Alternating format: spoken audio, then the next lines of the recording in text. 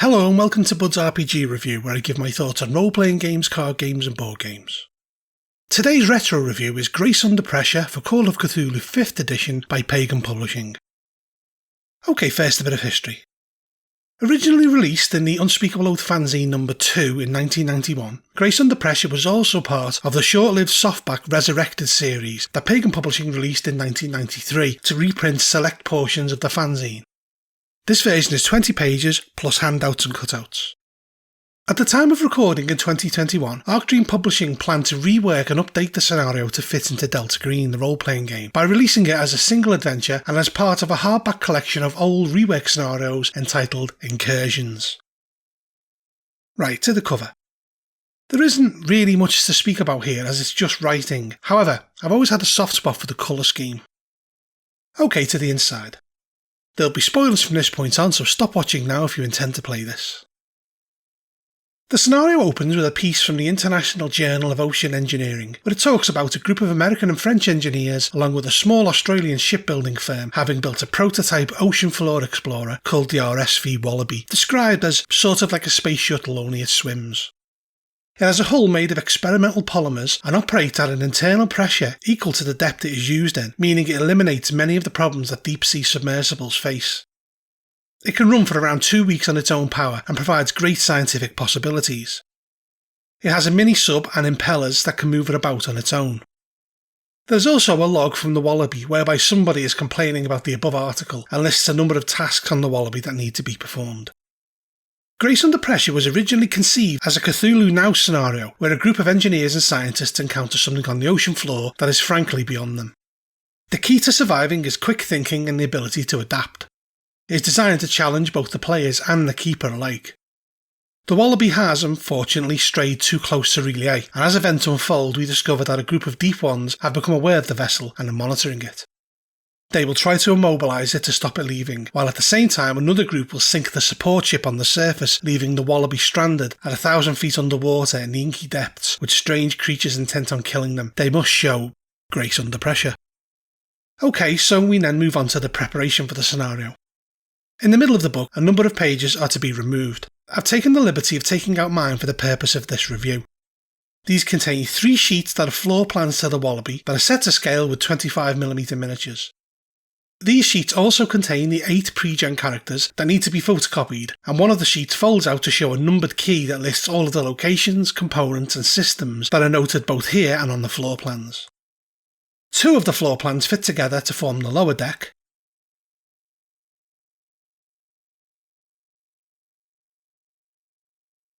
while the other represents the upper deck, as so. In addition to this, the centre of the scenario is a thicker cardboard and has a number of cut-out Deep One and crew figures that are to scale with the floor plans. Also shown on this are the 2 modules being used with the Wallaby, the auxiliary sub-bay and the decompression chamber. These are also to scale and can be laid out alongside the floor plans. There's also Joey 1 and Joey 2, the 2 mini-subs. These can be cut out and placed in the sub-bays.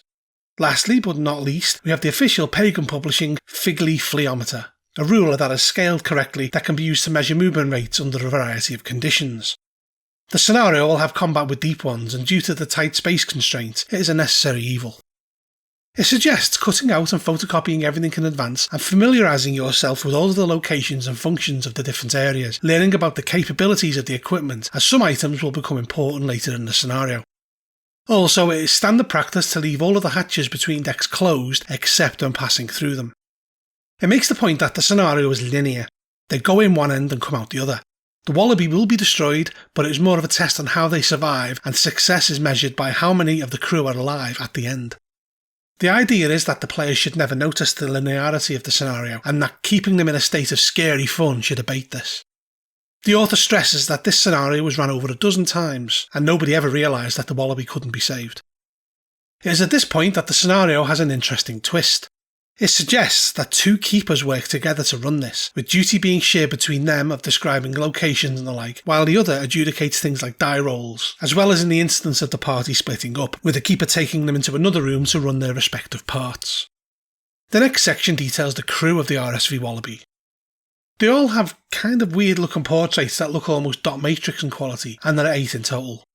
The first is Donnie Stewart, the project leader and chief engineer, an Australian who knows the ship inside out and can fix almost anything on it.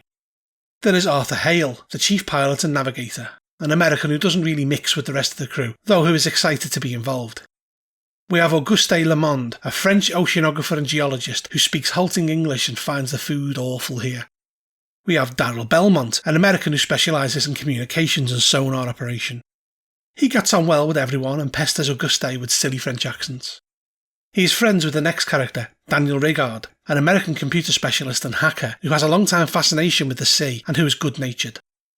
There is Terry Lipinski, an Australian who is a biologist and the dive chief. She's a bit of a loner, though friendly and courteous and a skillful diver. We have Godfrey German, an Australian who is an engineer and second pilot who has been on the project since it began. He and Donnie Stewart are largely responsible for much of the basic design. And lastly we have Paul Dorman, a French-Australian who is the medic. He is a good friend of Donnie Stewart and is responsible for the health and safety of the crew, and he drinks a bit too much. After this we have a section called Character Info. Here it goes into how to roll up characters if you don't want to use the pre-gens, but that the standard crew size is 6 and that some positions need to be filled. Essentially no ex-Navy SEALs, but sonar specialists and oceanographers are required. We then have notes on the setting. It begins by telling us that pressure can kill.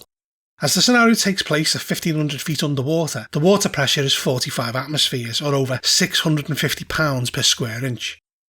The Wallaby is built, however, to operate at an internal pressure equal to the outside, so the crew are pressurised to the same depth and could literally go outside with only the coal being a danger.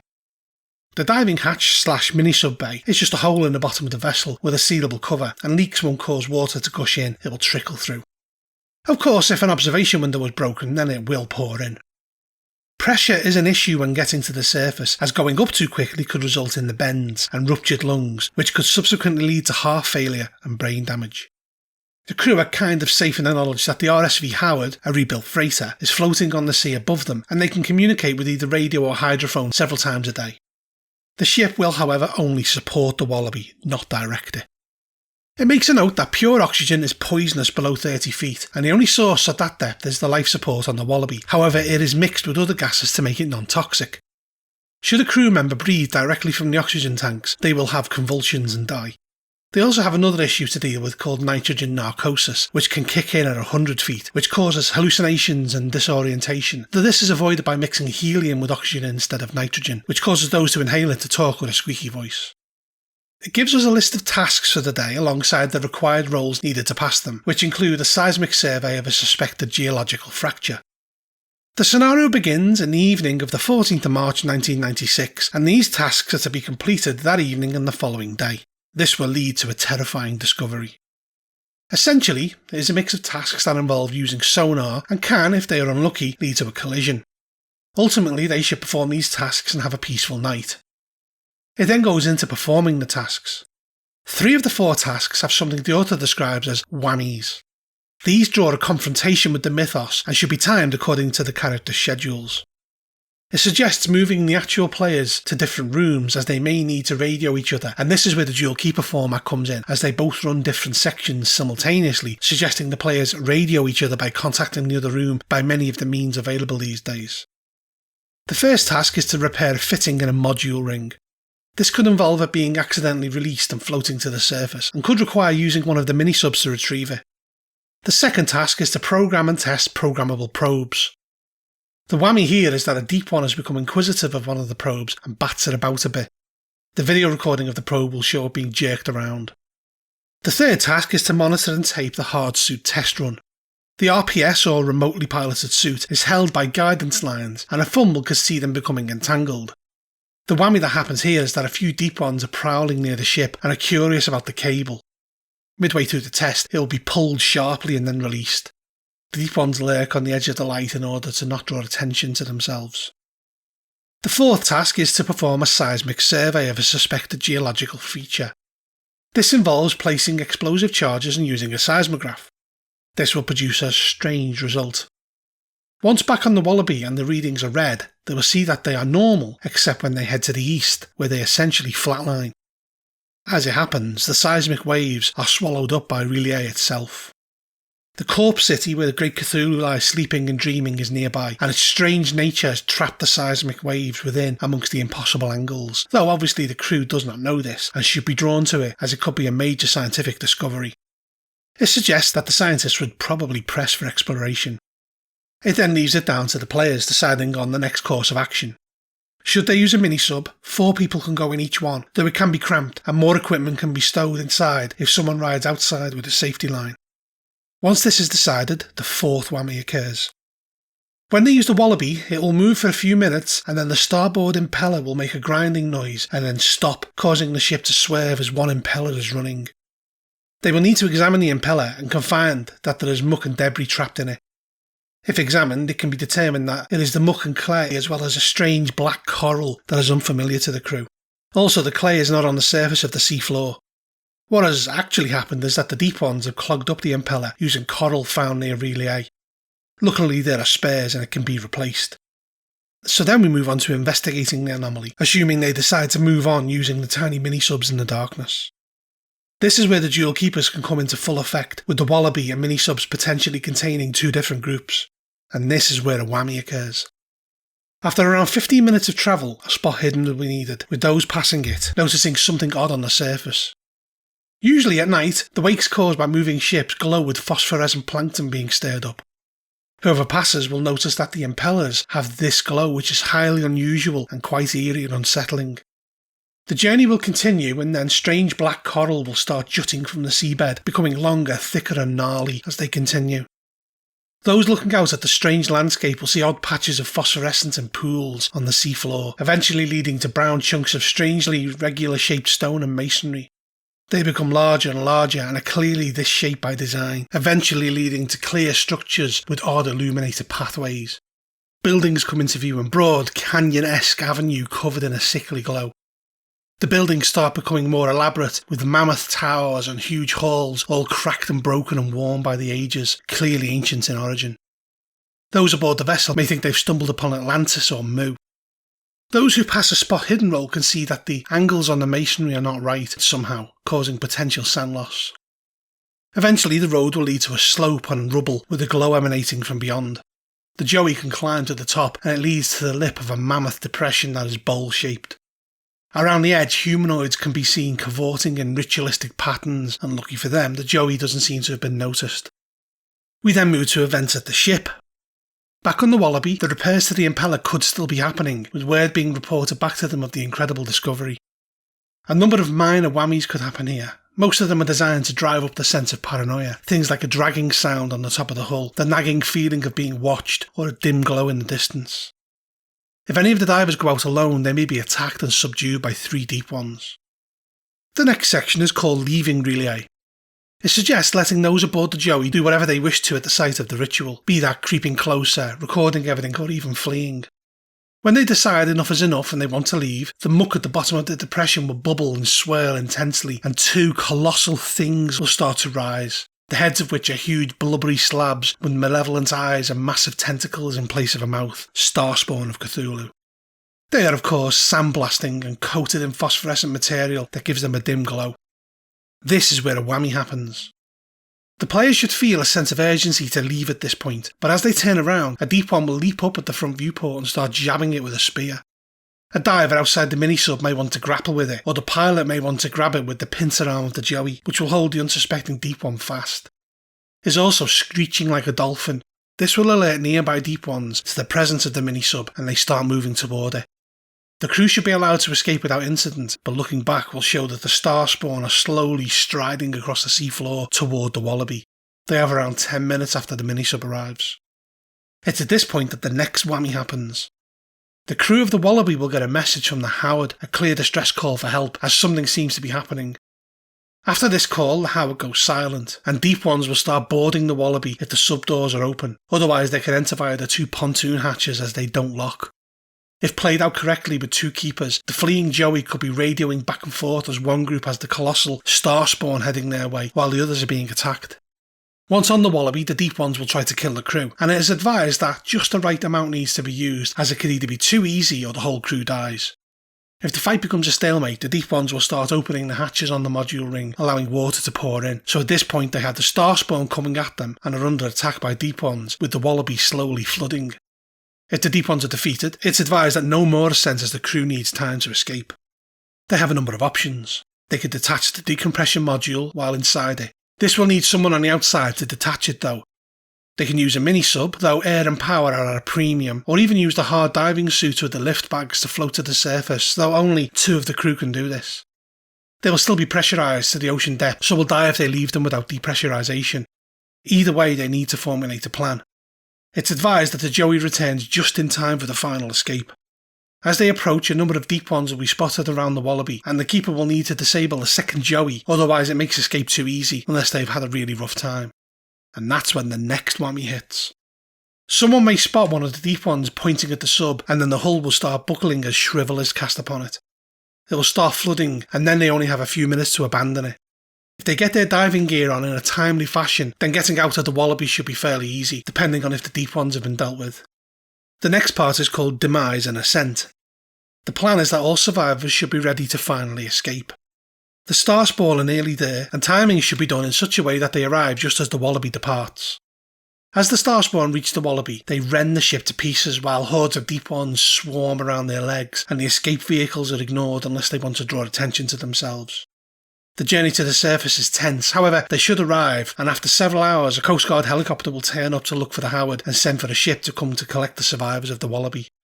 Finally, we have some staging notes. As it was run over a dozen times at conventions, a lot was learned about it.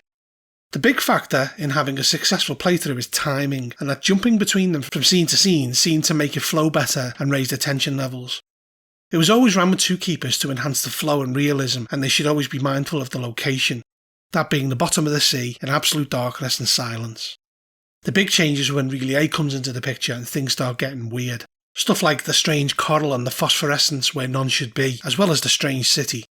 It also stresses that many fumbles resulted in wrecked mini-subs and even one group thinking that they were being attacked by giant squids. It also discusses getting the mood right. They used minimal light, blackened windows, and gave the players a pen light to read their character sheets. Glow sticks were used on the table. For sound, 3 tapes were used. One of whale song, one of sonar pings, and another of the frantic message from Kevin on the Howard, as well as one where he is just saying hello and listing the tasks of the day, along with the requisite banging sounds, screams and explosions. Prop-wise, the deck plans were mounted on cardboard box lids with glow sticks hanging over them, and a cheap walkie-talkie was used when the players were shifted to another room, especially in the relay bit.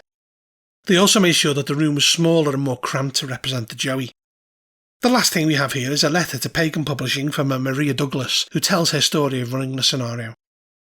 Grace Under Pressure was a game I actually played back in the day, and one I had immense fun with. Our keeper followed almost all of the suggestions for mood, props and setting, and he even bought everyone jumpsuits with name tags on to help us really get into the mood. As a convention scenario, it does feel like it would be a tad overlong, and also being able to do all the dual keeper material would be challenging. However, you could probably get away with having the full complement of 8 players in this case, and being able to provide the full experience of props, lighting and sound would be a challenge given how space is usually a premium at a convention.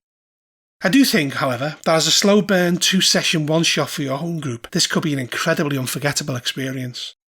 If I recall correctly, our keeper had one final whammy that is not contained here.